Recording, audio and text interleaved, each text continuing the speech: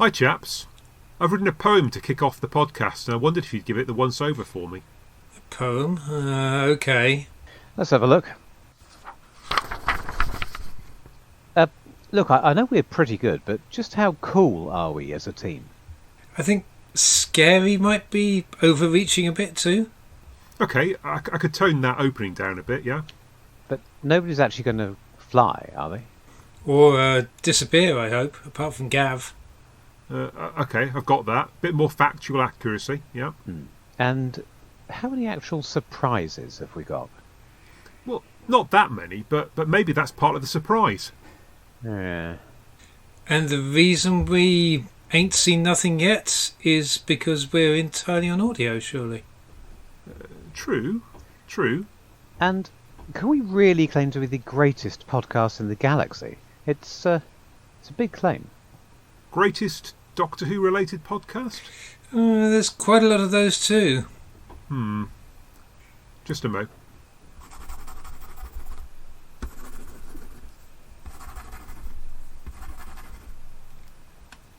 Okay, version 2. Here goes. Now welcome folks, I'll try to be fast. We're at the start of a lengthy podcast. The contributors are pleasant and know their stuff, though some facts are borrowed and some facts are duff. Full of chat of all kinds, from their hats to their shoes. Expect time to fly and disappearing blues. There's the odd surprise for the listener at the 9th most popular TV review podcast in the UK on one day when no one else was releasing anything much. Oh yeah. With no visual content, I'm prepared to bet, whatever you heard before, you ain't seen nothing yet. I do wonder quite how well it scans.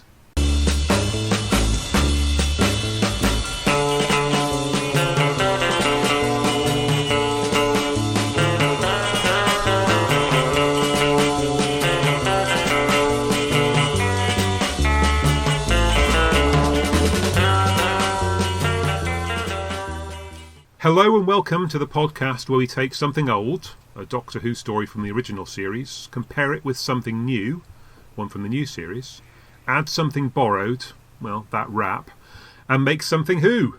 Yes, it's Something Who podcast, episode 45. I'm Richard and we're back with another look at a pair of Doctor Who stories. And first up is 7th Doctor story, The Greatest Show in the Galaxy, from season 25, and following that is 10th Doctor outing Tooth and Claw from Series 2. With me tonight to discuss werewolves, among other things, are science and astronomy writer Giles. Evening. And also Big Finish author and Missing Episodes podcaster Paul. Good evening. Among, I'm sure, many other things. Yes. But we needn't go into that now. Given that the first incarnation of this podcast was 13 cast, I wonder if we wanted to give a brief nod to the recent announcement of the worst kept secret in show business since Frankie Howard's wig, that Whittaker and Chibnall are leaving Doctor Who after delivering the fewest number of episodes in the longest time since Philip Segal failed to get the go-ahead for a series following the TV movie. Ooh. Cassie but true. Undeniable. Yeah, I mean, surely none of us was surprised. I mean, it's been rumoured for almost 2 years now that they were off. Indeed. I think the stronger rumours were that Jodie was off, weren't they? I think Chibnall. Yeah. Was that strongly fancied? No, I had heard everyone seemed quite definitive that Jodie was off and Chibnall was staying. Yeah. I didn't think that was a foregone conclusion. I thought there was a possibility he might pull a Moffat and cast another Doctor and stay for another 3 years. So you can imagine my feelings when I heard this most recent news. You'll have to imagine because I'm not going to say what they were. Yeah. In a public forum. No, but I think we might be able to extrapolate maybe from previous episodes of this podcast. I think I have my usual thing whenever I hear that a Doctor is leaving, which is just, oh damn, I wish I could have seen him under another showrunner. It's the same. It was the same with Capaldi. It was the same with I guess the same with Tennant really back in the day. Yeah. Goodness. Yeah.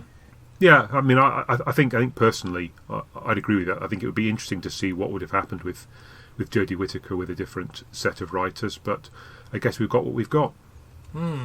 And she probably wouldn't have been cast if it hadn't been for Chibnall, so who knows? I'll tell you what we have got. an ever-decreasing number of episodes, and I think I saw you discussing this on Twitter. I was convinced that they had announced there were 8 episodes in this forthcoming series, and not just that there were 8, in this year, that had been cut down from a planned 10. They dropped 2 because of the problems of recording in, a coronavirus world. So it had dropped from 10 to 8. Somehow in this new announcement, it's now 6, and 2 of the 8 have now been pushed back to next year. Is that what's supposed to have happened? I think what they announced originally was 7 episodes. Oh, that's a new number. That's a new number. And I think that people thought that the 7 episodes were the series, and then this Christmas special or New Year special would be an 8th, and that was where the number 8 came from. Whereas, in fact, I think it's turned out to be 6 plus 1 equals 7. So it's 6 episodes in the series plus a Christmas special, and then there's another. Is it 3 on top of that, or 2 on top of that to round things out? It's 2 on top. Yeah. I always had the number 8 in my mind, but I just can't. I'm looking without doing some in-depth research, which wouldn't be on plan for this podcast. I'd have to do a lot of digging back to actually figure out what was actually said. And it feels to me like the most likely thing is that they said they were starting production on 8 stories, and we let us believe. They let us imagine that meant we would get all 8 at the same time, was they actually only ever planned 6 and 2. Yes, and the best guess appears to be that they've added an extra 1 now that's confirmed that they need a regeneration story, but even that's just supposition. Well, there you go. What fun. And then shades of more Doctor Who than ever before. Oh yeah, yes. And very. You're not going to reduce a show like that. Quite the opposite, in fact. Or whatever. In its anniversary year. Yes, it's exactly 10 years since we had that Virago, and now we're in an even weirder position because we'll have no showrunner going into the 60th anniversary year, so there's no guarantee we'll get anything. Capaldi's just said that he's not going to be in it because he hates multi-Doctor stories. Let's raise a glass. There's so much to look forward to. Yeah. Big Finish will have to get you out of retirement to do something, Paul. Yeah. Yeah. Okay. Well, so after that, I mean, we do specialise in the lukewarm take, and I think that certainly probably fits into that particular category. But yes, if anyone out there has heard a worse take on a podcast, please send us the details. So, okay, well, moving along. The first story today we wanted to look at was Greatest Show in the Galaxy, which is written by which was written by Stephen Wyatt and directed by Alan Waring, also of Ghostlight and Survival fame. Personally, this dates from an era when, astonishingly enough, Doctor Who was no longer the largest thing in my life. I was, I think, 21, I think, just as this story aired, and at university. Although I was still watching Doctor Who on a regular basis, instead of being an utter obsessive, it was kind of something that I fitted in here and there. But my memories, naturally, this being something who I watched Greatest Show in the Galaxy in 1988, and I might have watched it once since then, but certainly no more than that. So I was living on memories until I saw it again this week. But my memory was it was a high spot in this season.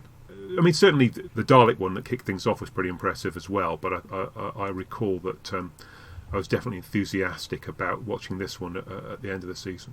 Any memories from the pair of you? I was always very fond of it. I watched it a lot at the time because for that reason. Yeah. I never really grew out of Doctor Who the first time round because even though I was not quite of your advanced years, some might have said I should have moved on to other pursuits, but I hadn't. I've wobbled a bit the previous year, and like everybody else, I suppose, except people who liked season 24. That's very fair of me. That was very fair of me to include them, wasn't it? Yeah, like everyone else, I was anxiously watching this new series because it was heard that there was a changing tone, and then Remembrance of the Daleks seemed like a completely different program. Then Happiness Patrol didn't again, and then Silver Nemesis seemed like Remembrance of the Daleks, but not as good. And then we finished on a high point. We finished with Greatest Show. We weren't supposed to. We're not going to mention Ace's badge, but anyway, Greatest Show taking us through Christmas and the New Year. Terrific stuff. I came away, I think, particularly impressed with Alan Waring at the time. I would bore everybody in the Doctor Who Dover group with my explanations of just why he was such a superb director and the new Graham Harper. Nobody believed me. But I was delighted when he came back the next year. I would have, I would have had him on the short list of people who might have been able to make a return in the 21st century. But his career seems to have taken him just down the route of endless soap opera. So, I'm sure he's glad he's still working, and I wouldn't begrudge him that. That's nice of me, isn't it? I'm taking some rum stuff tonight. I need to get some coffee inside me. Anyway, it's terrific, isn't it? And I'm probably come round to comparing it to Paradise Towers, because that, I guess that was a story that I thought didn't quite fulfil its potential in season 24. But I was interested to see what else Stephen Wyatt might do. And shall I come back to that later? Because Giles hasn't said anything yet. Yeah. Okay. I haven't, have I? No, I've just been doing sly interjections. Yeah, I remember I think this was the last Doctor Who story I would have watched before moving away to uni, I guess. So that sort of puts it. And I remember it's funny the way things worked out with regards to the scheduling screw-ups in 1988, and the fact they had to rejig everything. And yet I just remember being thrilled. I thought, well, this is as close to a Doctor Who Christmas special because of when it broadcast. And it just felt like it was the right story at the right time from that point of view. I've always thought highly of it, but it's never been one that I've massively come back to rewatch. I've always kind of known it was good, but it's not one I felt like I was over familiar with, unlike stuff like Remembrance maybe, and most of season 26, I guess, which I rewatch many, many times, and even a couple of the season 24 ones. Yeah, I feel like for some reason, I never quite rewatched it as many times. So it's quite funny coming back to it now and it being a long time since I've seen it. And so rewatching it over the last couple of nights took a bit of a refresher. I was having to concentrate on, hang on, okay, so what's the plot? What's going on? And how's it all working? And I was slightly nonplussed because I started trying to watch it with the production subtitles, as is my usual cheat for getting a little bit of background information. Yeah. And reminding myself. And most of the production subtitles on this seem to be devoted to talking about earlier drafts with a completely different story.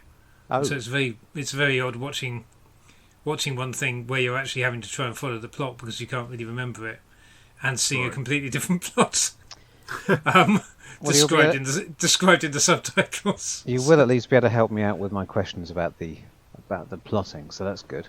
Yeah, I'm not sure about that. Oh, unless you turned them off after 15 minutes. I did. I had to go back after about... Balls. Yeah. Well, just make something up. I've read it. I did a little reading up afterwards instead, but yes. So we left you, Paul, I think, about to make a comparison. About to discourse. You'll remember when we did Paradise Towers a while back. Yeah. I was so impressed with the first episode. I thought, God, this is so much better than I remember. Why have I been on such a downer with it? And then episodes 2, 3, and 4 didn't quite live up to it. And the way it felt to me, and I think this was borne out by the documentary on the DVD, was that he had spent a lot of time writing episode 1, Stephen Wyatt, and then had been called upon to extend that to 4 episodes at quite short notice. And so it's quite remarkable the plot hangs together as well as it does.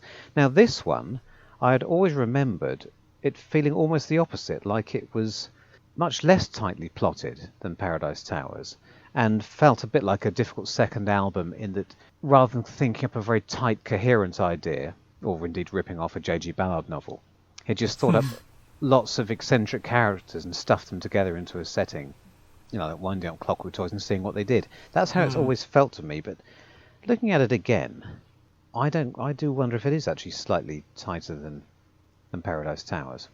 But the one thing I was going to say about it is I had this vague memory that it had been pitched as a 3-part story, which obviously there was a lot of it about at the time, and that possibly what happened was that it was extended to 4 and episode 1 formed the bulk of that padding.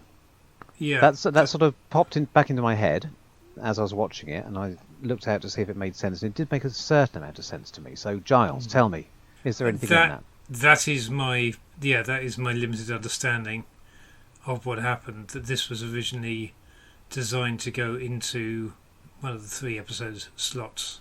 Probably the studio only one that was eventually taken by Happiness Patrol. And apparently the original brief was a fairground rather than a circus.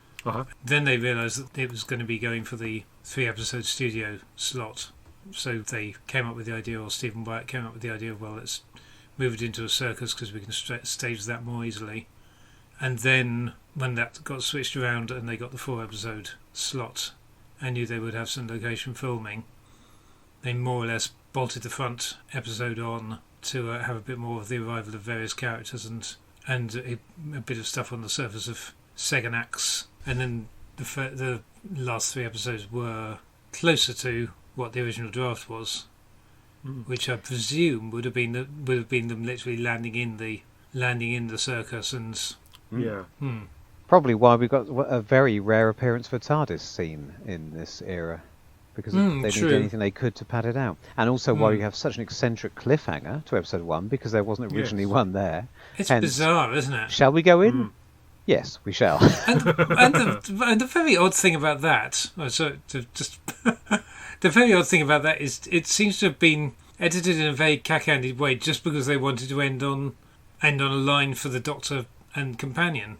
Right. And the thing is, if you were happy to fade out on Mags and the Captain and what's happening in the circus, you've got a perfectly good cliffhanger there, and you're thinking, oh, what's going on, and so on, and then you have that weird cut back to the Doctor and Ace just to give them the last line. Is that still a JNT mandate in this era? He's relaxed slightly from the season 23 maybe it position is, where everything has to end on a crash zoom of Colin Baker, but we still have to actually have the Doctor. Yeah. Well, maybe that is the case. That's good. I think that leaves us with. I think it works very nicely, and it's a very eccentric first episode. Not something you would. I don't think you would structure a story like this if you were doing it from scratch. But it works extremely nicely. And what it does, it gives the story quite a slow burn, quite a slow build up. Although there's a lot of comedy in the first episode, it's interspersed with mystery. And with a rising sense that there's something sinister lurking in the background. All those 3 things work together and play on each other, so that where you would have quite a cold open, wouldn't it?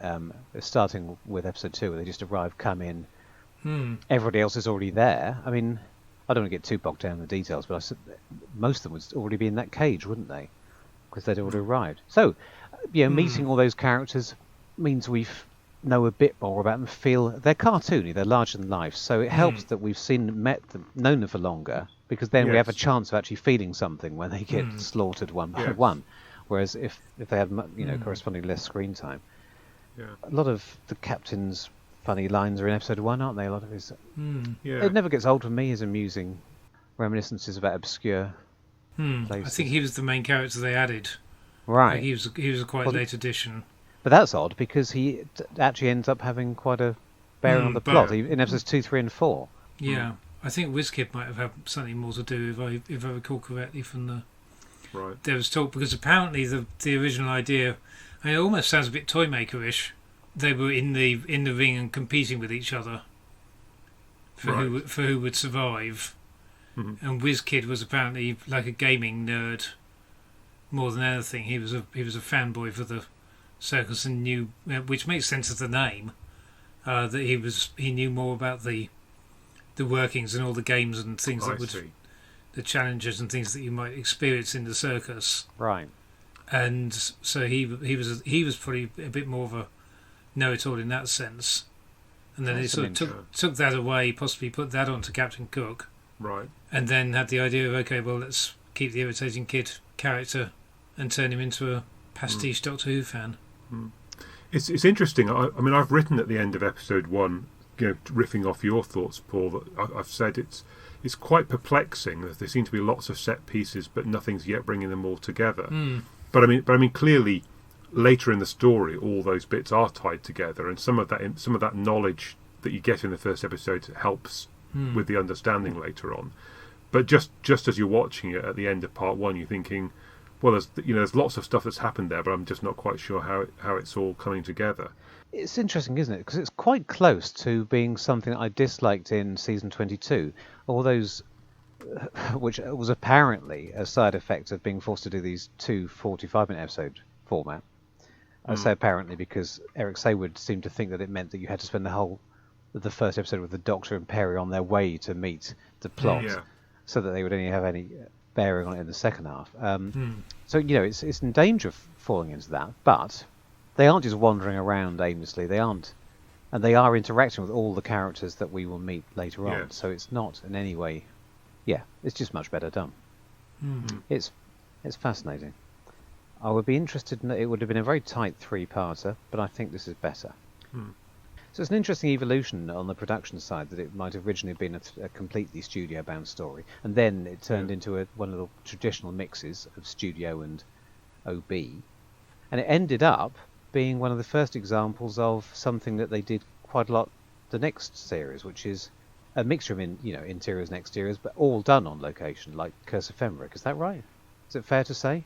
When I say location, I'm including the fact that all the interiors were in a tent within a tent in a car park.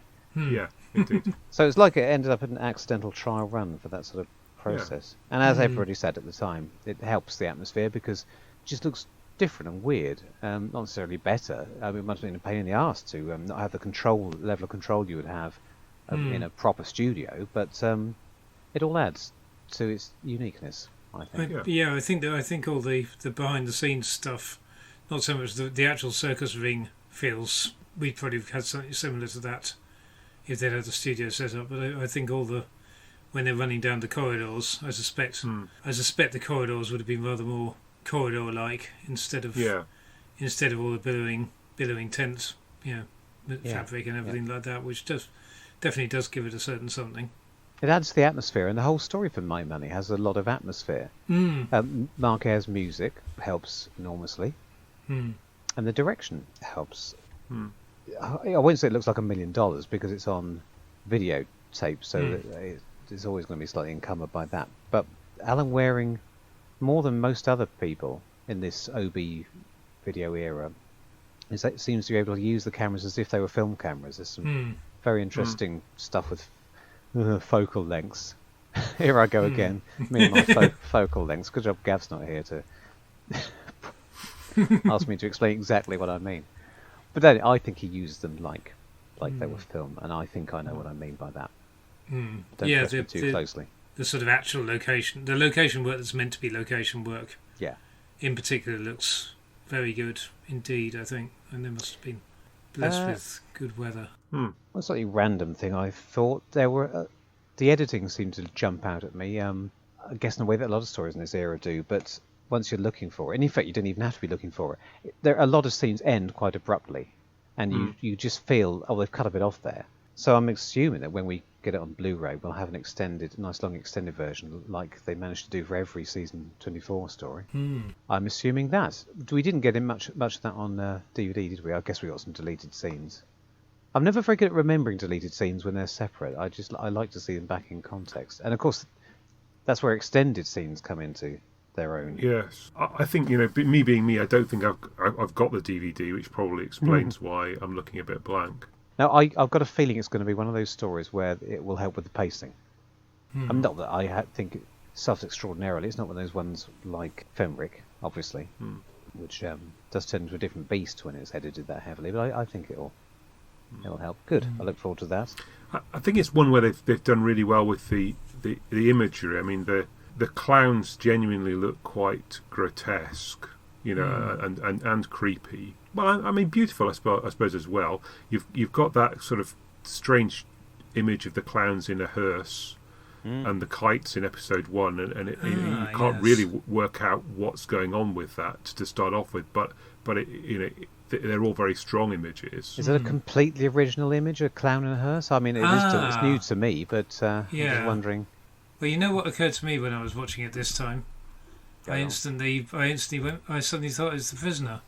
Yeah. Because we've got sort of. It's very prisoner-esque, and obviously in the titles of that you've got the hearse at the start. Yes. When McGowan gets gassed in the opening credits that go on for 5 minutes, and before he gets kidnapped. Yeah. And the kites are the equivalent of a rover. Yeah. I sort of think with the whole thing of them running across the desert, trying to get to the bus.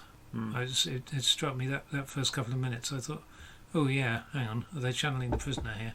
But yeah, very effective, and Ian Reddington is marvellously sinister, isn't he? I seem to remember he went down very well at the time. It's a very good cast, but he stands out because he thinks of a very original and daring way of playing this character. I shall move on, I think, to talking about the I've got here the baddies, because as such a sophisticated writer, I've got a column for goodies and a column for baddies. But they are a collective here. There's not one single chief villain. There is a chief clown, like a chief caretaker, but he isn't the chief villain. They often have the ringmaster, the chief clown, and Morgana, the crystal ball lady, often have these three-way discussions, which is unusual for Doctor Who, and indeed this genre. I mean, one of them seems to be in charge, and the balance of power shifts in the course of these discussions. And it's not careless writing; it's deliberate. Well, because none of them are strictly speaking, the villains. They are being used by the nebulous forces that turn out to be the gods of Ragnarok. But more particularly, the fact that these villains are a collective. I say this deliberately because, of course, that leads me on to the point that generally the Psychic Circus is some sort of riff on and satire of the hippie ideal. The hangover after the collapse of the 60s daydream. Now, has anyone got anything exciting to say about that? I was watching it again, knowing that that's where he started from, and trying to work out if there's actually a moral or a message or a point, or if it's just a starting point, but then it turns into a Doctor Who story and it's not actually... Because, of course... how old is Stephen Wyatt?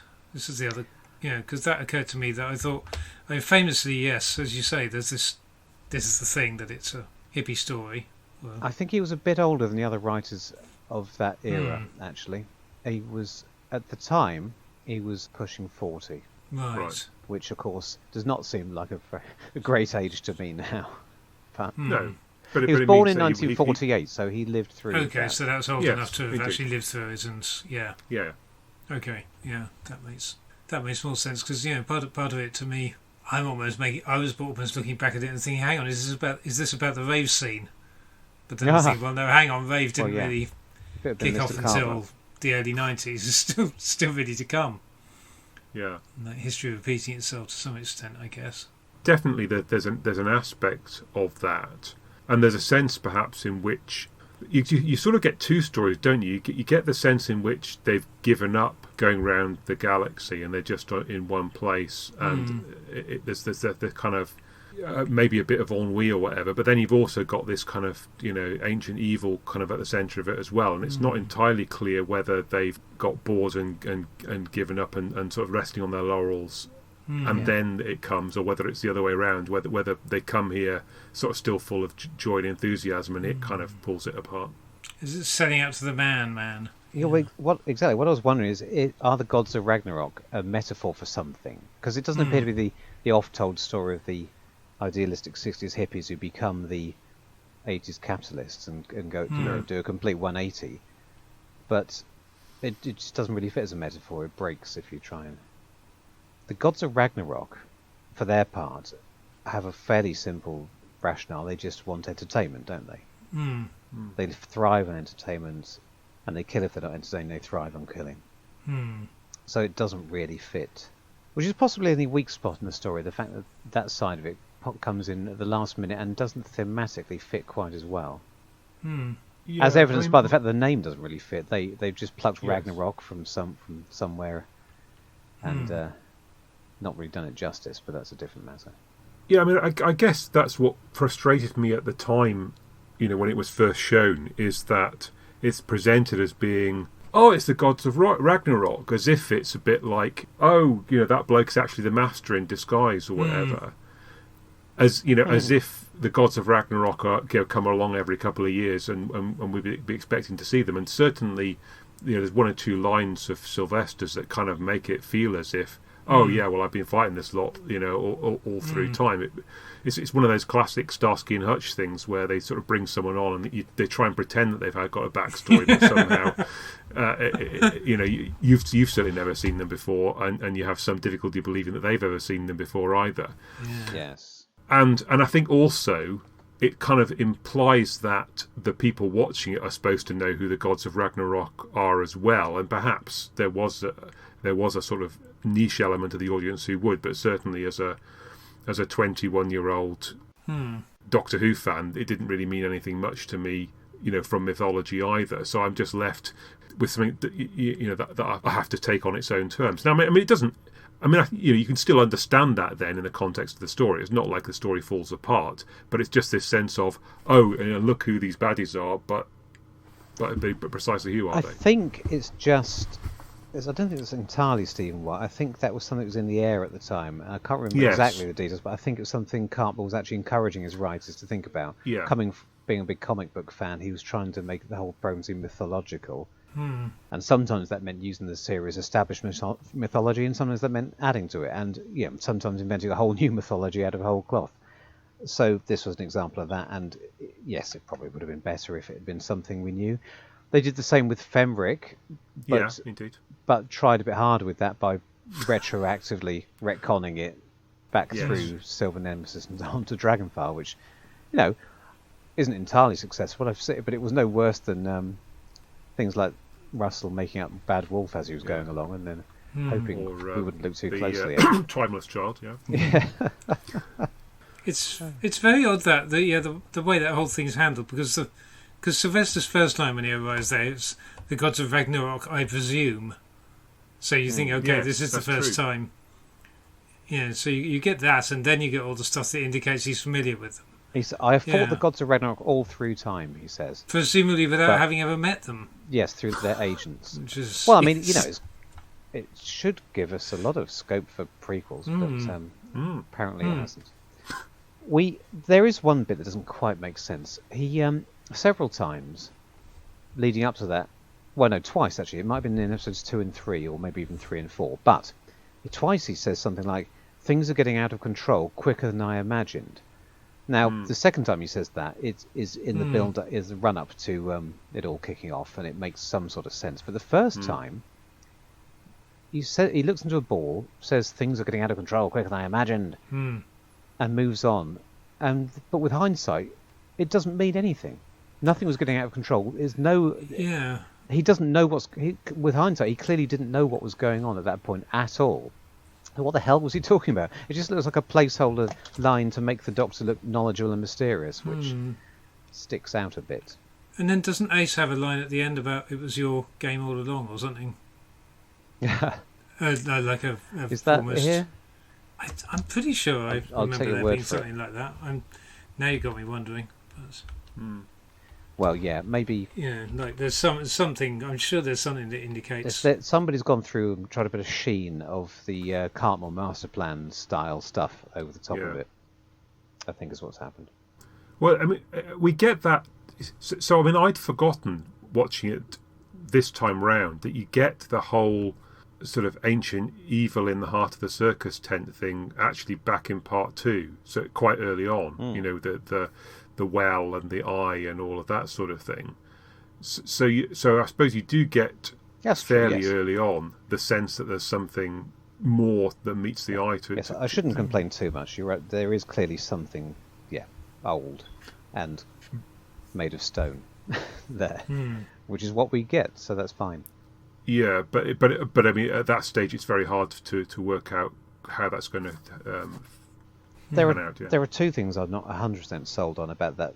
The last 15 minutes. It's partly the ass pull of the gods of Ragnarok, but partly because they're so enjoying Sylvester's magic tricks that they put them all in. And so even when they're desperately trying to cut the episode down for length, they leave all of that. So again, I think maybe episode 4 will be the one that surprises us when we get the extended version. Yes, it's when just after the circus blows up and the Doctor's walking away from the tent, right, to them outside, and he says enjoying the show, Ace, and She said, "Yeah, it was your show all along, wasn't it?" And he lets her believe that, even though it's Which clearly again seems to be an implication. Yeah. Gosh, she's got so much faith in him that she assumes he always knows what he's doing because he tells her that he always does, but it's clearly not justified on this occasion because he hasn't got the faintest idea. And he's also the only person who hasn't realised that Mags is a werewolf. Yes. The most ridiculous litany of unsubtle hints that Yeah. Captain Cook insists on giving us, winking at the camera.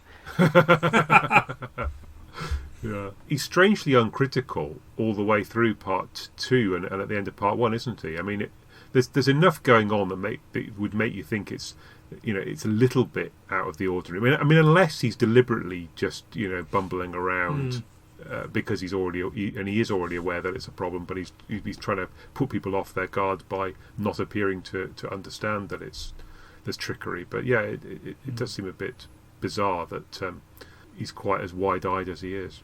2 points I'm going to make. One of which is kind of disconnected, but just in regards to the gods of Ragnarok shtick, it struck me that there's a certain resemblance to the god complex here. Mm-hmm. In its thing. And okay, we know the Minotaur wants to be worshipped, but you've got some similarity there, I guess. Yeah. But the other thing, just structurally within this one, I was thinking it is quite a nice trick. We're used to the occasional Greek chorus characters in Doctor Who, and it's quite a nice little trick that we get these apparently inconsequential characters in the audience that we think are just running offering us a bit of a little running commentary Greek chorus thing, and then they turn out to be the actual organising minds and main villains of the piece. I think that's quite a neat trick that I've not seen pulled before. Yeah. There's the tension that they sort of come up with the "we're all bored" line and the "something has to happen soon," and you think this is a bit near to the knuckle, as far as Doctor Who's concerned. But I mean, it's I guess it's fine. It stays the right side of it. It's not quite as on the nose as some of that stuff in season 23 when Michael Jaston is sort of going on about the story's boring, or can we not move on to the next bit, or whatever. I was oddly reminded of the way that the little girl in Remembrance of the Daleks turns out to be the battle computer. And I don't know why I was reminded of that, because I'll give Stephen Wyatt the benefit of the doubt. I mean, it felt like the sort of thing where possibly he wrote in these characters and then decided, I know what I could do, I can make them the villains. Now, I'm not saying that I think that is what happened, but it's fun because it feels like it possibly could be. I'm now going to say that I think Sylvester McCoy is very, very good in this, and it's one of his best performances for me. He barely puts a foot wrong. It's very funny, very, very sharp on his lines. I think it really plays to his strengths. It's interesting, isn't it? Because it's right in the middle. He's still doing some of the stuff from season 24 of sort of being chuckly and whimsical and whatever, and he, there's less this sense of ancient knowledge from the dawn of time. I mean, obviously there's a little bit of that right at the very end, but it does feel a little bit lighter than some of the stories in season 26, when it feels like he's having to be in control the whole time and be this bigger character. Which doesn't necessarily play to his strength. I think there's really a nice balance of the two here. Yeah. What you were saying about the Doctor's character earlier, his naive enthusiasm for an obsession with getting to the circus reminds me a bit of Mel's obsession with the swimming pool in Paradise Towers, actually. Oh, yes. But much less bizarre and egregious. It's quite charming. But it is difficult to figure out at what point this genuine childlike enthusiasm for the circus turns into him apparently knowing exactly what's going on all along. I don't think it bears examination too closely. I just think it's great fun to watch. So, Deadbeat, the LSD casualty, is the one who ends up being restored to mental health, and he's going to take the circus back to its roots at the end. Where does that fit into our metaphor? Well, I mean, it could be, of course, that he is going to turn out to be the 1980s capitalist, in that although he sort of wants it to return to its roots, it may be that... Yeah. Is he going to exploit Mags, or is he genuinely going to make her part of the new collective, new commune? I think it's a lovely sentiment that at the end. It does seem to me to be slightly flying in the face of the fact that all of his mates have been slaughtered in the previous hour or so. Yep. And that he's got quite such enthusiasm for kicking things off again. But I mean, let's be optimistic and hope that that's indeed what happens. Good. I suppose we're getting into Link territory now, but later on we're going to see that the diamond becomes a sort of important part of the battle against the villain or the monster of the piece. And here we've got this centerpiece of the medallion that's gone missing that they find in the bus, and then that becomes the weapon as well. So in both cases we've got this kind of seemingly extraneous thing that's put together. I mean, I look for patterns in things. I'm not saying that in any way there's anything other than that's a sort of repeating piece of storytelling, perhaps, but we do have that in both of these. It's funny because I was honestly saying to someone earlier on, literally the only thing I can think of that links these stories is the superficial thing of they've both got werewolves in them, and that is actually a good point that you do have a similar motif there, don't you? I've only really got a couple of other random things I was going to. Go on then. I was going to say one of which was with Morgana, which is she's the least served of the sort of villain trio, really. But I do like the fact that she's sort of, she's obviously got she seems to have some reservations and generally tries to discourage everyone. As if you really want to, oh no, something's going on. You don't have to go in and they do all. Except in the case of WizKid, which is just like, go on, Yes. just. Which made me chuckle. And the other completely random observation, I wonder whether this is another thing that's stuck in Russell's mind, because the shot where Ace is locked in with the robot clowns, is so much the beginning of the first scene of Rose. God. So almost exactly. And no, not almost. Exactly, it is exactly that first scene when they start moving. Yes. See, and kind of, I suppose. What's his face as well? Moffat in the Girl in the Fireplace. You've got those sort of mechanical creatures that sort of they're under the bed or something. But I agree with you. It's a closer match for Rose. It is. Yeah, barely worth mentioning any others.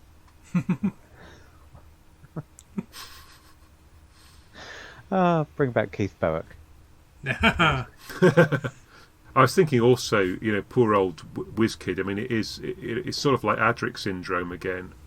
The character is too big a fan, so we all end up despising him, despite the fact that we can sort of see that there's a lot of similar characteristics. I think everybody blamed John Nathan Turner for that and assumed that it was his invention and he forced Stephen White to put it in. But I also believe that has been roundly disproved. Yeah. And that it was actually Stephen White personally who hated all Doctor Who fans. No, that's not true. It's just a bit of fun. I should have been very offended by that. I was the right age for it at the time, but I didn't wear the sleeveless pullover or thick glasses, and I wasn't Adrian Mole. I remember laughing quite loudly actually at the when it came out, thinking it's getting the joke but laughing with it and not feeling at all offended by it. I mean, the line that stands out is although I haven't seen the early days, I know it's not as good as it used to be. That's the one. Yeah. Well, now we have all seen them. Indeed. Yeah.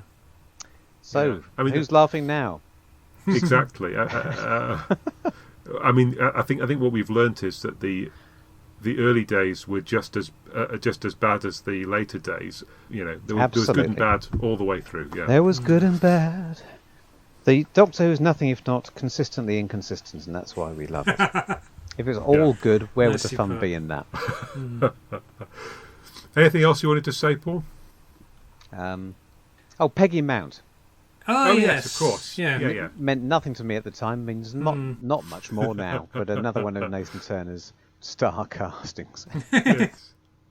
She's quite fun. I think she's good value in that role. And it's another Stephen White casting a lady that wouldn't be able to place in a Dickens adaptation. So after Tabby and Tilda and all the Rezzies and so on. Funnily enough. The bus conductor Like a prototype Kablam Man, Yes. perhaps. Yes. I mean, Yeah, very not true. obviously in any way. It's just a coincidence. It's not even the same. It's still not true in reverse. But I still find it interesting. Is the bus meant to be the bus that they came to second acts on? Forgive me if Oh, I suppose so. Yeah. I'm just Yeah, I guess. Which I mean, means it has so. that kind of hippie commune bus look to it, doesn't it? Yeah. I hadn't really even thought about the fact that it must be capable of interstellar flight, but so was the one in Delge and the Bannermen. So apparently it's the same bus. is it? Oh, yes. right. Behind the scenes facts fans. Yes. Wow. Right. Spiffing. Oh, the quarry is the same one they later go back to for survival, and I have been there. Right. It's Warmwell Quarry in Dorset, Okay. and we were on holiday in the area the following year, and I made my parents go and show me it. So actually, maybe I'm closer to the whiz kid than I like to think I was. And did it look exactly like it did in Doctor Who? They wouldn't let us in. Ah. No, but they let us into the entrance. Right. And so that it wasn't a completely wasted visit, my dad asked if he could buy some rocks for his rockery back home. Ah. So they said yes, and we got out the car, and he picked up half a dozen quite nice bits of sandstone, put them in the boot, and then he had to drive in his weighbridge to have them weighed, which is normally for 20-wheel lorries, and they weighed these rocks. Oh, in that's his how they boot. do it. Is it? Okay. They barely made an impression, and charged him with a £5 or something, and we went. Did you enjoy that anecdote? You're not cutting that. Yeah. That's gold. No, it's absolute gold. That, I mean, this is how you ended up in your rockery with a piece of Doctor Who. Yeah. Must Do you be. still have the stones? Are they still They've moved. around? No, they've moved since then. I wonder if they're still there. I might dear. go and steal them. They mean more to me than the new owners of 88 Canterbury Road. Yeah. Don't broadcast that, otherwise we'll just get Oh, not Phil not Morris will be problem. around there with a pickup truck. Very good. Okay, well let's move on while we have the opportunity, and look at our second story then, which is Tooth and Claw. Mm-hmm. Picked, of course, with my characteristic lack of imagination, because we've got not vampires, we've got werewolves in both of them.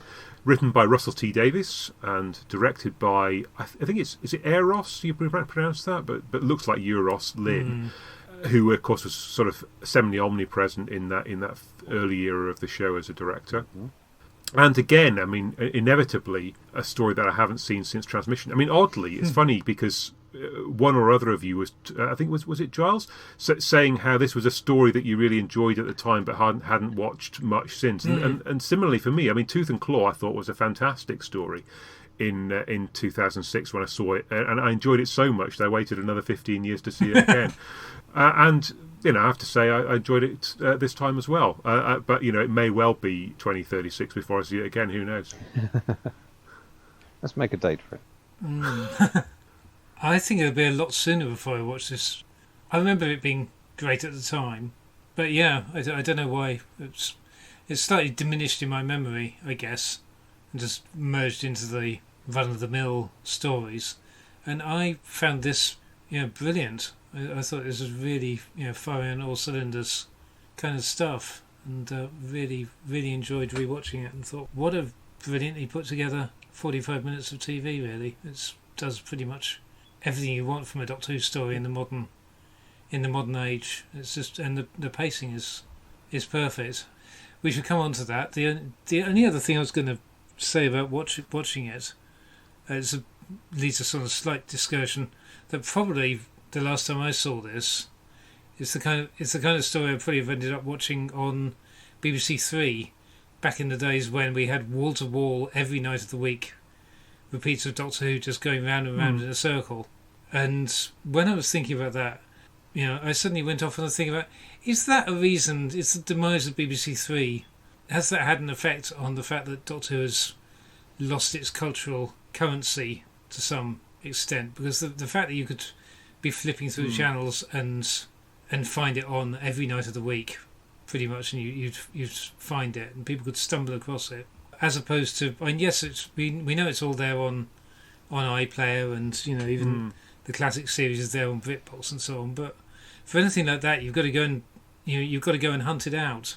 Yes. And the idea that you would just be flipping through channels and there was Doctor Who on, pretty much on demand any time you wanted it, and without having to make any more effort than changing channels.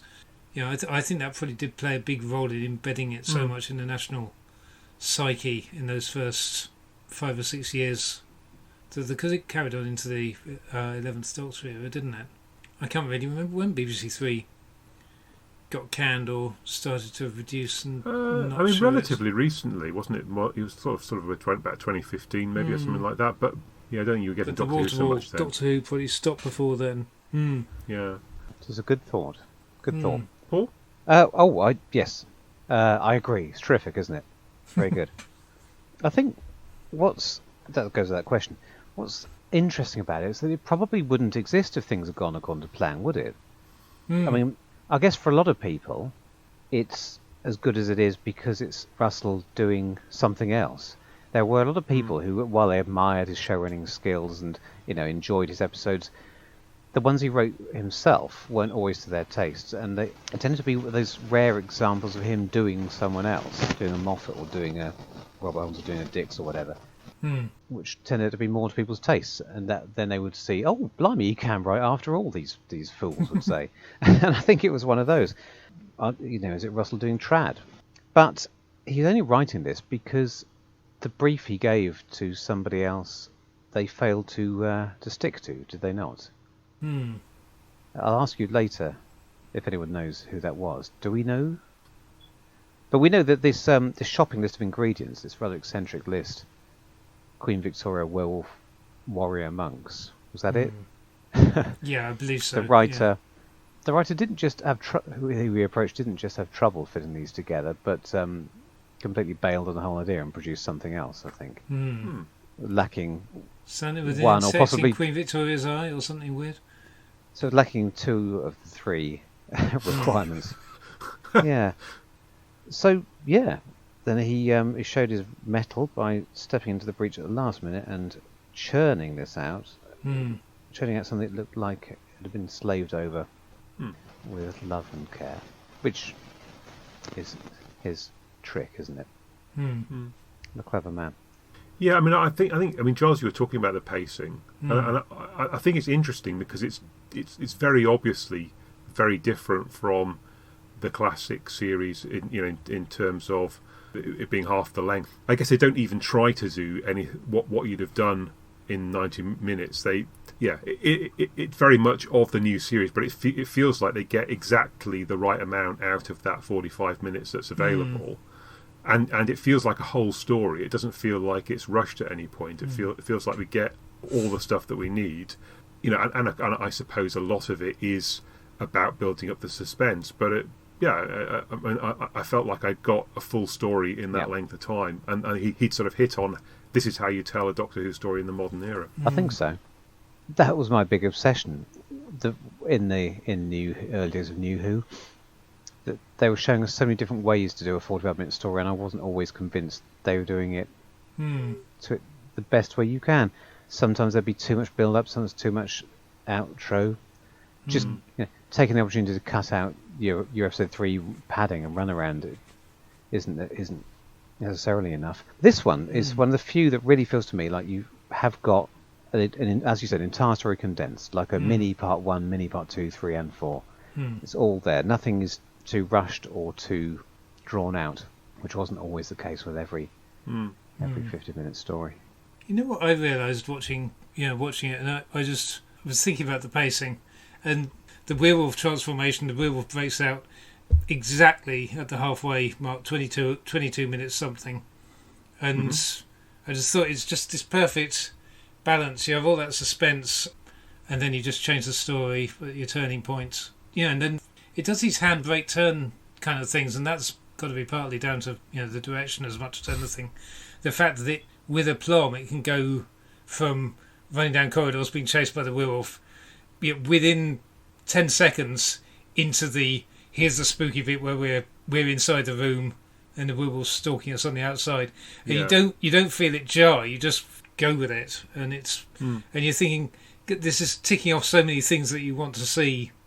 Yeah, so many of the bits you expect in a 90-minute action movie kind of thing, as well as in a trad Doctor Who story.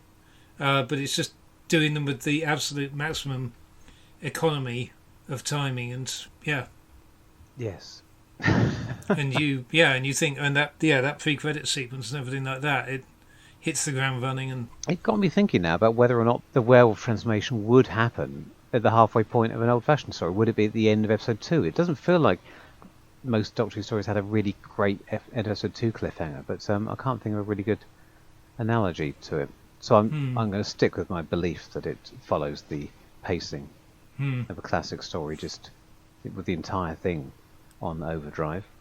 I'm trying to think of Horror Fang Rock. It reminded me of Horror Fang Rock mostly. Yeah. That's why I invoked the name of the Blessed Dicks.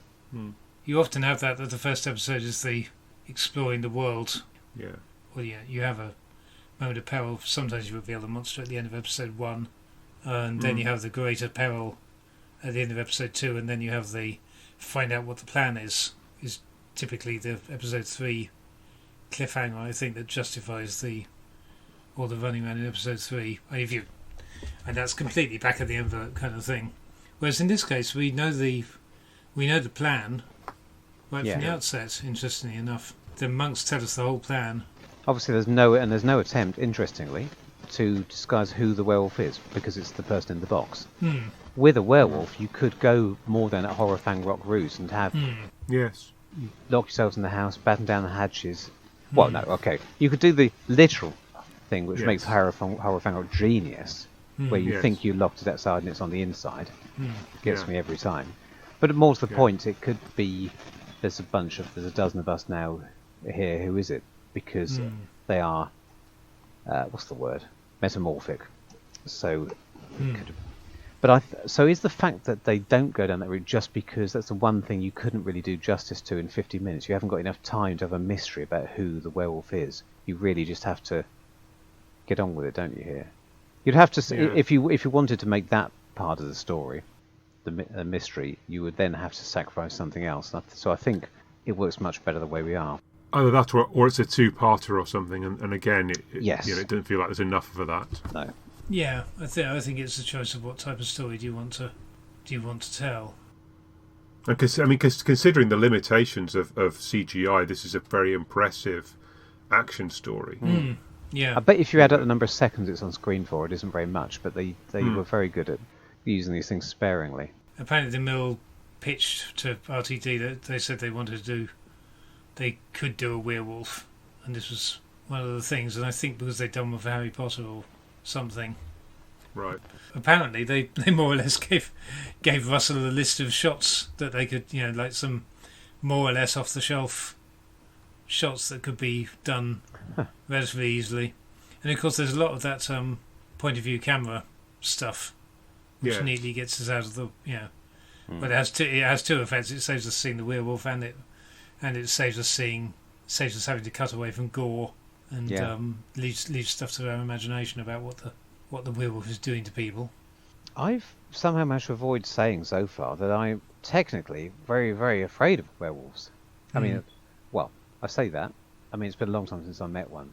But as a child, discovering a copy of the 13th Pan Book of Horror under a bed at home, which has an extremely unpleasant-looking werewolf on the front. Google it, everybody. It might not be the 13th, but it's something like that. That sent the willies up me.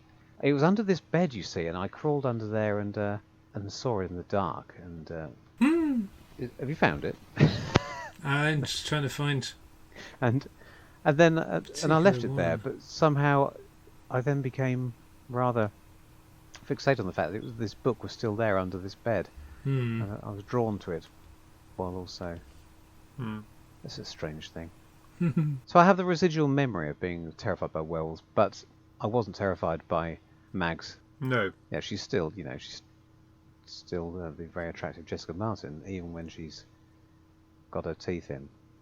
And I wasn't scared by this one because I'm very old. But so I don't know. Do you think is it scary enough to get the kids, or would they just think? It is indeed number 13, by the way. I've just Well, found good. It. Yeah. That's lucky because I'm not sure if I Google it now. I'm alone in the room. It might still do it for me. Yeah. It's a bit freaky because the werewolf's appears to be wearing a suit and tie. Oh, right. Is that the thing that...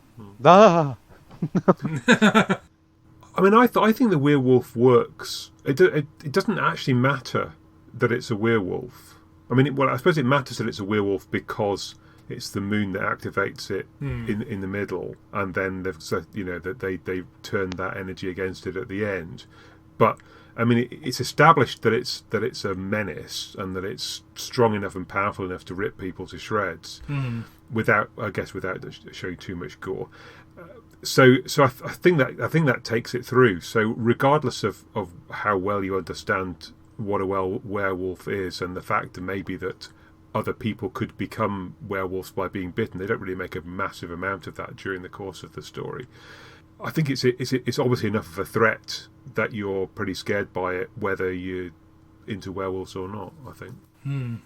Yes, that transformation or the infectiousness of it only comes up really in the context of what their plan is with Queen Victoria, doesn't it? You don't have it passed on to anybody else, which could have been an effective thing if you had a question of whether Rose had been bitten or something like that. Might have been quite fun. But I was just thinking about other influences, and obviously the monks, I guess, is influenced by Crouching Tiger and various other, obviously Hong Kong. Very big at the time, weren't they?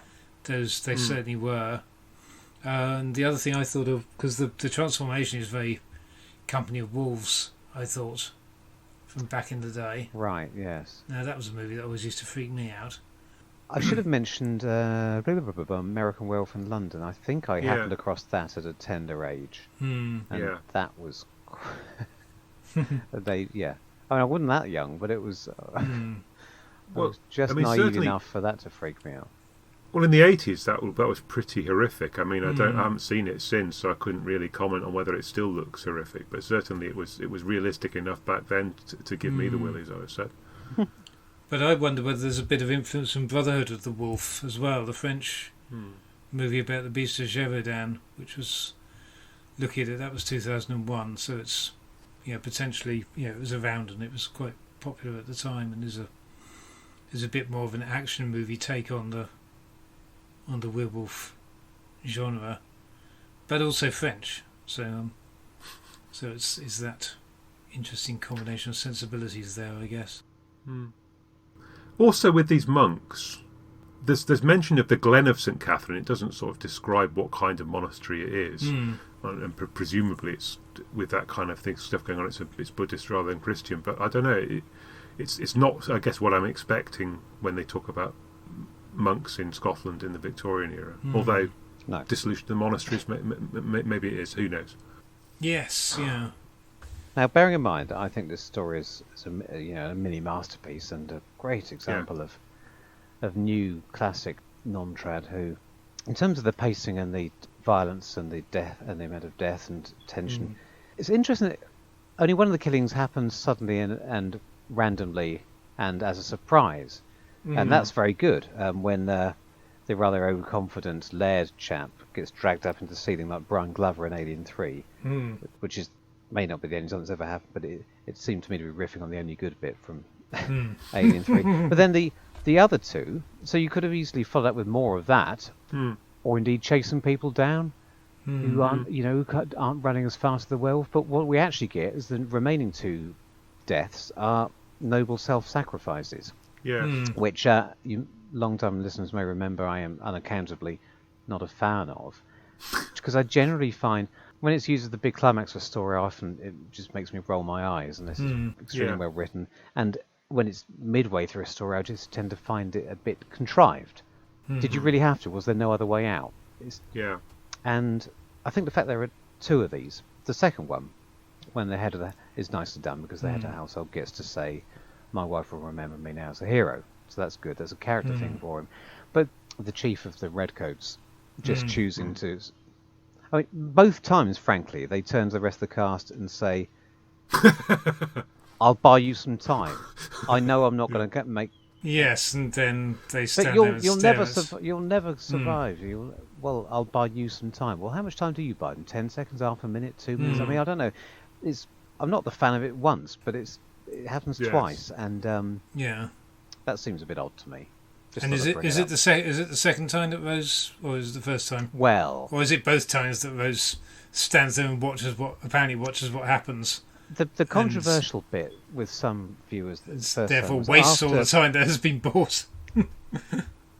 After Captain McSoldier has sacrificed himself. Indeed, it buys him so much time that she's able to stand there watching the entire thing before the Doctor drags her into the room, locks the door, and then you get the mildly controversial fact that 10 seconds later, it's not actually, it's 2 minutes later. I thought it was immediately afterwards that Doctor and Rose start giggling and being a couple of teenagers in love. We do then get quite a long, nice, tense bit before when they realise they're safe temporarily. The tension is broken and they start to giggle about it with the whole tell you what though, werewolf bit, which of course isn't just a throwaway thing. It's that point which cements Victoria's distrust of the Doctor, which comes back at the end. But is it good? Is it what we want to see? Regardless of the fact that it has a payoff, should it be there? Does it make us think less of the Doctor and or Rose?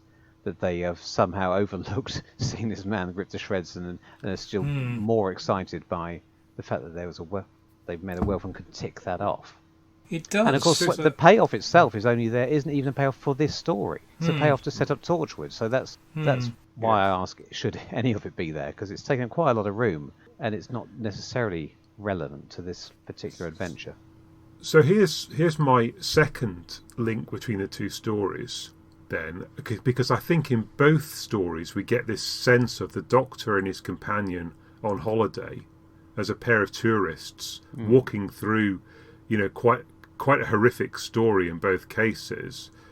But they're sort of on holiday while everyone else is getting slaughtered in various different ways, and at the end of it, they don't seem to be particularly chastened by what's happened to everybody else. In both cases, the Doctor and Ace and the Doctor and Rose kind of disappear off in the sunset, sort of feeling quite happy that they've survived, but also that was a kind of entertaining little sojourn, and where are we off to next sort of thing. So yeah, I mean it's a slightly uneven tone compared with, there's certainly less death in this one than there is in the previous one, but yes, it is a little bit jarring. Well, it's inappropriate, but it's meant.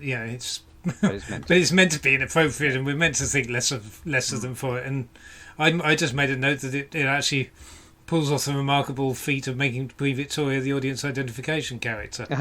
Yes, because we're on her side about it. At this point, Actually, we're seeing it through her eyes. The hell are these people like?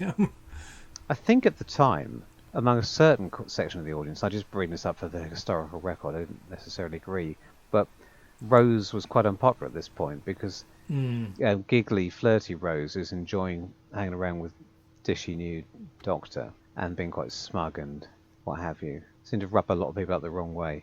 And I don't know, I think some people thought that this story was starting an arc about the Doctor and being too overconfident and not taking things seriously enough, and it isn't really, is it? It just is paid off by the Torchwood moment. Although oddly enough, the fact that people were imagining such a thing presages what happens with Tennant in Series 4 and beyond, when he genuinely does get a bit. It's sort of cut across, isn't it? Because the next stories are the Sarah Jane one, where Rose gets to see what happens to the companion in the long term. Yeah. And the Girl in the Fireplace, where flirty Tennant develops a different attraction. So I guess this is the high point, perhaps, for her. It is an interesting arc across those three stories, and it's only half deliberate and half accidental, because I think I think the juxtaposition is School Reunion and Girl in the Fireplace, which have quite a different take really on that same idea, was completely accidental because they didn't know what Moffat was going to write. But it all works. It all came out in the wash. I did actually find, I'll be honest, slight negative here. Rose quite annoying in this, particularly in her attempts to get Queen Victoria to say we are not amused. It's a nice joke. Yes. It's a nice joke on paper, and I don't think it's badly written. But I've got to be honest, Billie Piper completely kills it. The strange way she plays it is so smug. I don't think it's supposed to be. She just comes across as incredibly rude. Yes. And she's got this slappable expression on her face, so it's all that doesn't quite work. No. Although again, of course, I can see Russell writes on so many levels. You are supposed to find it endearing up until the last moment when it's flipped on its head, and Queen Victoria and the whole turns the whole thing rather dark. I don't know. It's a minefield discussing these, because I always feel the writer is several steps ahead of us. It feels also to me that we get David Tennant speaking in something close to his natural accent in chunks of this, and it feels to me that he's considerably less annoying when he's Scottish than when he's being the Mockney doctor that for some reason Russell's decided that we had to have. Yes, I can see that he is a bit more natural. I was thinking when he dropped back into into the doctor's own accent again, I was thinking, why do people always call this Mockney? I haven't got a problem with it, but then again, it's not your accent, is it? So maybe you can't tell a real Southern English accent from a fake one. I don't know. I don't know that it's what Tennant's doing is mimicking any particular region of the UK, but it's a consistent accent in itself. Yeah, I mean, it's not awful. It's not Dick Van Dyke or anything. No, I mean, I'm not suggesting that, but it just feels that it's sort of pandering, isn't it? It's taking someone who is a good actor, who has a perfectly intelligible accent, and then for reasons that are just unimaginable, turning him into something else. I mean, funny, isn't it? And it's 15 years ago. It wouldn't happen now, would it? They'll let any old accent on.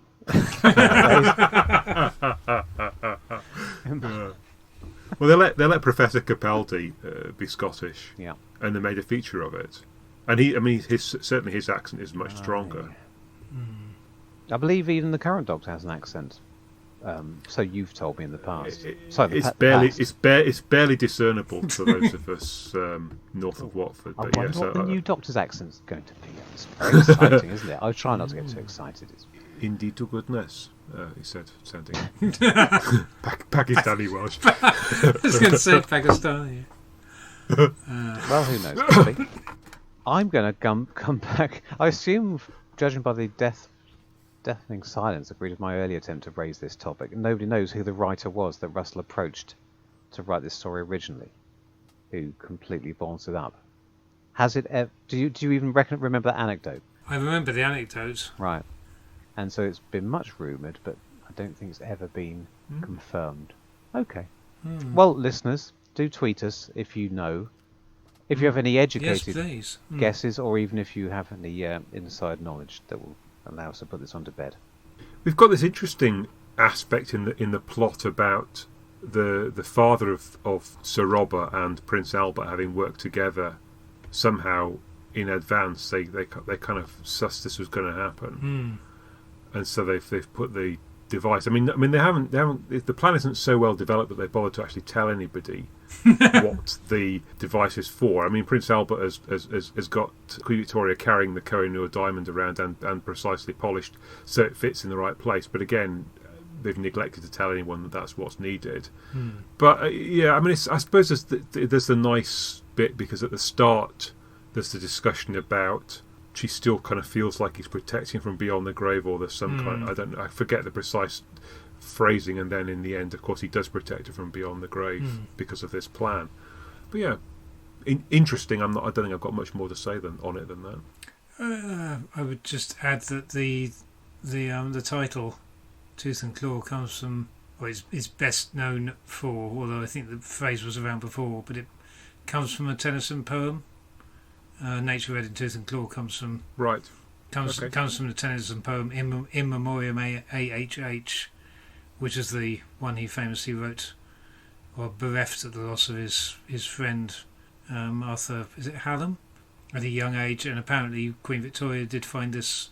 Apparently Russell picked up on this because Queen Victoria took a lot of solace in this poem when she was in mourning. But yes, it's nice that it's rattling along, and then suddenly I thought, at the moment when we came to that thing about the Koh-i-Noor, which I'd forgotten, I thought, oh God, it's clever. So it's also a character. Here's a character touch. Just when you think, okay, it's all rattling along, and we're just getting this plot that's locking itself together and just getting all the pieces in place, and then you get the fact it's a character beat for the Queen at the same time.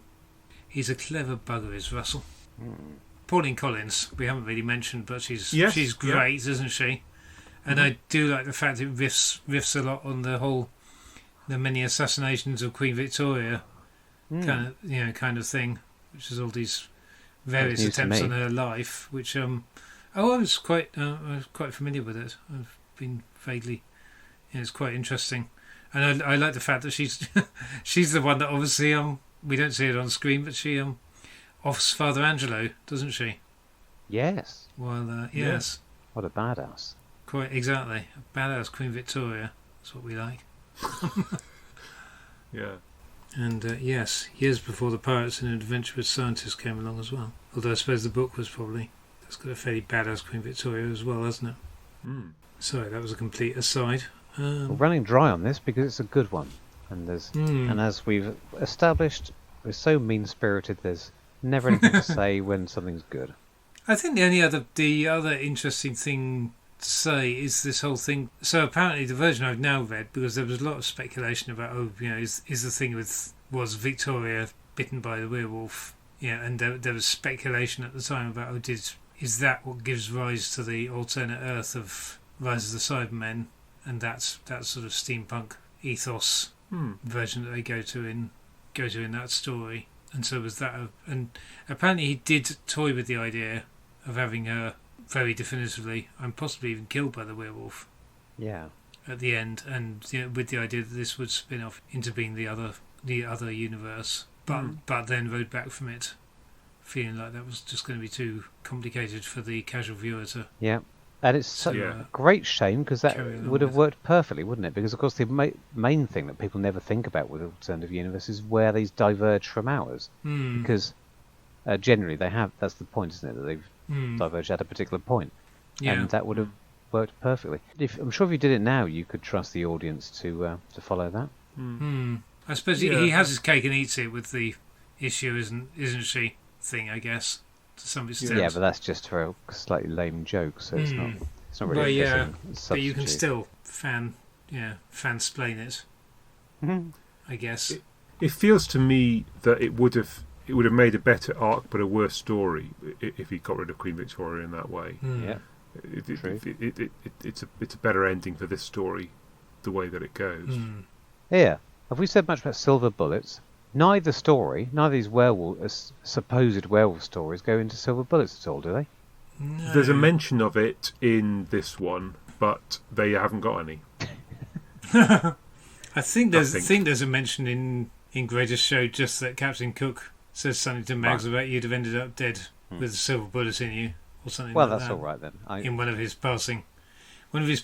many passing heavy hints, just in case the audience doesn't get that the girl with the punky hair, the girl with the punky hair from the planet Volpana is going to be dressed in rags. Is going to turn out to be a werewolf. And there's a very nice line in this where the werewolf talks about the person who inhabited the body first. He just says, I carved out his soul and sat in his heart. I mean, I'm not sure I necessarily know what that means, but it's quite a chilling line, and particularly the way it's being delivered. It is. Well spotted. And Russell T. Davies, another nice line discussing about how books make great weapons. I mean, I guess that's almost like a Terrance Dicks sort of a line that encouraging kids to read. The running gag about Dr. S saying being rude and then asking Rose, am I being rude again? How many stories is that in? I didn't remember that at all. No, it made me instantly think of Capaldi, but... Yeah. I mean, was there any of that in his first story? Did it peter out here for good? Rhetorical question. Yeah. Don't remember. Well, I mean, in his first story, he no second chances. He's that kind of man, except he then isn't. Yes. Now he's rude, except he then isn't. Well, it takes them a while to find their feet. He found his feet in the performance, but clearly the writing took some time to catch up. He is quite a different character, isn't he? At this stage, appearance-wise, he looks quite different from even sort of later in the season. Looked very young. I suppose he was about 35, so that probably is quite young to someone of my age now. But the whole essence, I suppose, of the 10th Doctor seems to sort of take root later, I think, in this series, but not so much at this point. Does anyone know, does the mistletoe thing have any grounding in actual legends or werewolf mythology? There's a question.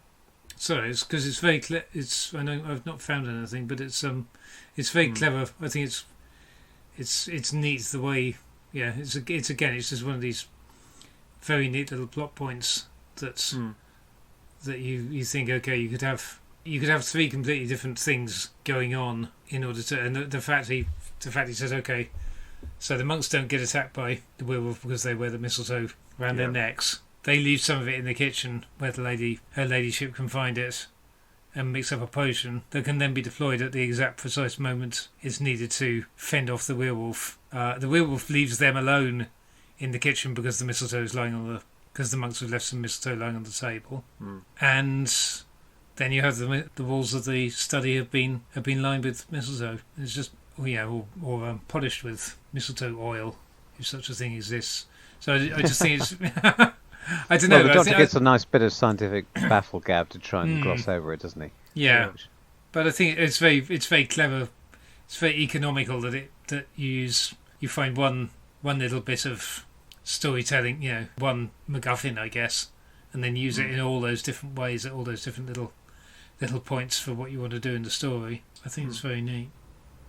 In terms of further links between the two, you'll probably tell me I'm stretching a bit with this, but clearly the circus has been subverted by the gods of Ragnarok, and similarly, I suppose you could say the werewolf has subverted the apparently peaceful monks into this sort of fighting force. Perhaps I guess we don't know what the purpose of the monks were before the werewolf came along, but it feels like they've been whatever their mission was, it's been subverted. Yes, because they've ended up worshipping it, haven't they? As a god, lupus deus est. There's a bit of Latin that even Jacob Rees-Mogg can probably make sense of. Yes, yeah, and I suppose you could also take that a little bit further and say that the monks and the clowns, I suppose, play a similar sort of role in each story. You wouldn't necessarily think of a bunch of monks as being a physical threat, and you wouldn't necessarily think of the clowns as being a threat, but of course they've become one in both of these stories. And beyond that, and the tenuous nature that werewolves are at the centre of both, because they aren't really at the centre of the greatest show in the galaxy, we've got the older female character who's unimpressed with the Doctor. So, but that's definitely stretching.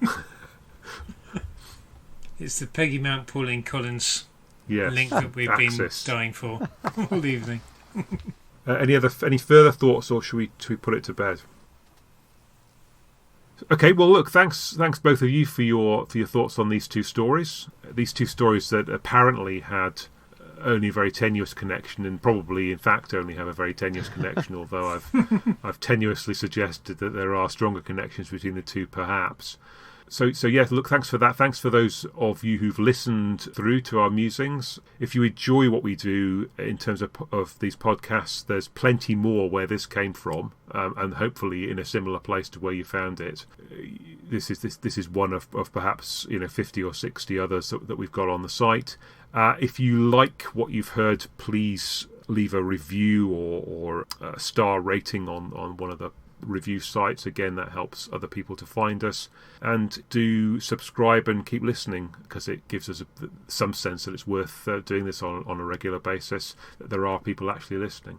But I guess one other thing I'd say is thanks to our listeners, and we've certainly seen an uptick in listening in the course of the last year, and yeah, we're getting thank you. We are getting good listening figures, and within the last month we've had our 20,000th download of Something Who, which is something astonishing, really, considering where we started. There's a number to kind of conjure with.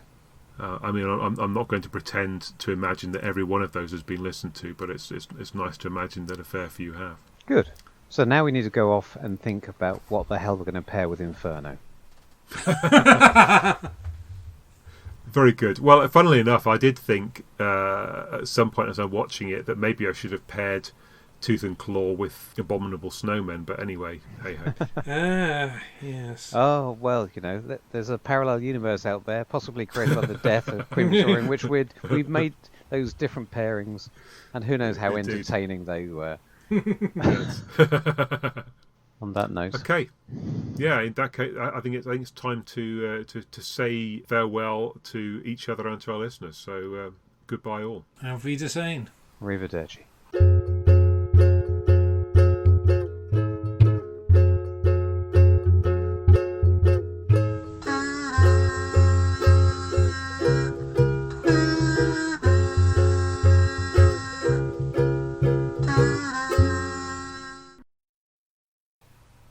Okay.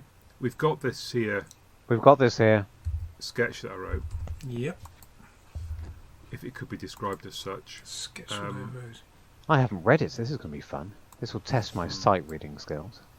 Yeah, I mean, to be honest, I haven't given you all that big a part. Oh, thanks very much. I can do you some scenes from Much Ado About Nothing. Yeah, I'll bear it in mind. Who are you playing again? Don Pedro. Ah, right. Denzel Okay. Washington. Excellent. We'll go through it once, and we'll see how we get on with it. And if we need to, we can always do it a second time. Okay? Why haven't Yep. you given me many lines? Oh God, actors. You've got the second best part in it. Okay.